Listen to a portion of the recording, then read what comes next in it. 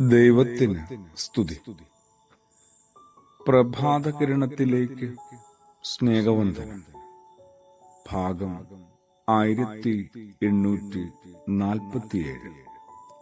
ഇന്ന് ജനുവരി മാസം 20 പുതുവർഷം പിറന്നിട്ട് 20 ദിനങ്ങളായി കേട്ടോ. ക്രിസ്തുയേശു നമ്മളോട് പങ്കുവച്ച മനോഹരമായൊരു കഥയുണ്ട്.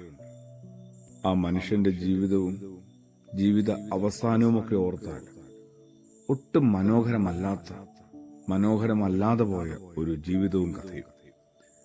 വിശുദ്ധനായ ലൂക്കോസിന്റെ സുവിശേഷം 12-ാം അധ്യായത്തിലാണ്.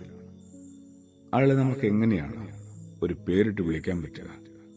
സ്വർഗം വിളിച്ചതുപോലെ നമ്മളും ആവർത്തിച്ചാല് ഭോഷനായ ധനികൻ. അയാൾ പറഞ്ഞത് ഇങ്ങനെയായിരുന്നു. നമ്മളും ഏതാണ്ട് പറയുന്നത് ഇങ്ങനെ തന്നെയാണ്. എന്റെ അറപ്പുരകൾ പൊളിക്കിച്ച് കൂടുതൽ വലിയവ പണിയും ഞാൻ. എന്നിട്ട് ധാന്യവും വിഭവങ്ങളുമൊക്കെ അതിൽ സംഭരിക്കും, അതിൽ ശേഖരിക്കും.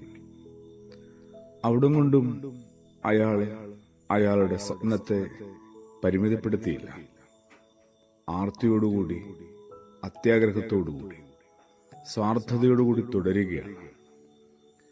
അനേക വർഷങ്ങൾക്ക് വേണ്ട വിഭവങ്ങൾ ഞാൻ എനിക്കായിട്ട് സംഭരിക്കപ്പെട്ടിട്ടുണ്ട്, ഞാൻ എനിക്കായിട്ട് ശേഖരിച്ചിട്ടുണ്ട്. വിശ്രമിക്കുക, പിന്നെ തിന്നുക, കുടിക്കുക, അതിലൂടെ ആനന്ദിക്കുക. അപ്പോഴാണ് അയാളെ സ്വർഗം അങ്ങനെയൊരു പേരെടുത്ത് വിളിച്ചത്. ഭോഷനായ ധനികൻ. ഭോഷ എന്നാണ് വിളിച്ചത്, അല്ലേ? ദൈവം എന്താണ് അയാളോട് മിണ്ടാൻ ശ്രമിച്ചത്? അനേക വർഷങ്ങൾക്ക് വേണ്ട വിഭവങ്ങളൊക്കെ താൻ തനിക്കായിട്ട് ശേഖരിച്ചിട്ടുണ്ട് എന്ന് ഒരു തിരിച്ചറിവിലാണ് അയാൾ. ശരിയാണ്, അയാളുടെ സംഭരണശാലകൾ നിറയെ അയാൾ കരുതി വെച്ച വിഭവങ്ങൾ തന്നെയാണ്. അയാളുടെ ഭാവി പദ്ധതിയാവട്ടെ വിശ്രമിക്കാനും, തിന്നാനും, കുടിക്കാനും, സന്തോഷിക്കുവാനുമാണ്. അതും തെറ്റൊന്നുമല്ല. പക്ഷേ ഈ അനേക വർഷങ്ങൾ ഇനിയും ഇതുപോലെ ജീവിച്ചിരിക്കും എന്നത് അയാൾക്ക് എങ്ങനെയാണ് ഒന്ന് വിശ്വസിക്കാനും പ്രത്യാശിക്കാനും കഴിയുക?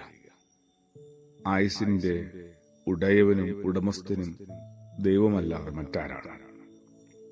അവനവന് അതിനുമീതെ എന്ത് അവകാശമാണുള്ളത്? അവനവന് അതിനുമീതെ എന്ത് സാധ്യതകളാണുള്ളത്? ഒന്നോർക്കാനായിട്ട് ഈ നല്ല പോലെ ഓരോരുത്തർക്കും സാധിക്കട്ടെ. പ്രാർത്ഥനയോടുകൂടി. ആമേൻ.